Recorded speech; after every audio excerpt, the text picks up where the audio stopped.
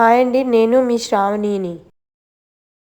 Hi అండి, నేను ఈ వీడియోలో ఇన్స్టెంట్ సాంబార్ పొడి ఎలా చేసుకోవాలో చూపిస్తున్నాను. నేను ఎప్పుడు ఇంట్లోని ఈ విధంగా చేసుకుంటాను. ఒకసారి మీరు ఇంట్లో కూడా ట్రై చేసి చూడండి. టేస్ట్, స్మెల్ అన్ని బాగుంటాయి. బయట కన్నా ఇదే బెస్ట్ అనిపిస్తుంది. అయితే దీనికి కావాల్సినవి పెసరపప్పు, కందిపప్పు, శనగపప్పు, జీలకర్ర, ధనియాలు, ఎండుమిరపకాయలు, లవంగం మొగ్గలు, దాల్చిన చెక్క, మెంతులు, కరివేపాకు, మిరియాలు.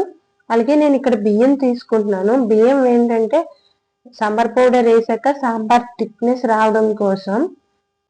ఎల్లుల్లిపాయలు పచ్చివి, ఉప్పు, పసుపు, అలాగే ఇంగు కూడా తీసుకుంటున్నాను. ఎప్పుడైతే నేను ప్యాన్ లో వేపేదాన్ని డ్రైగా, ఇప్పుడు ఎయిర్ ఫ్రైయర్ లో వేస్తున్నాను అవన్నీ. ఇక్కడ నేను ఎయిర్ ఫ్రైయర్ లో 180 degrees లో 5 minutes ఫ్రై చేసుకుంటున్నాను.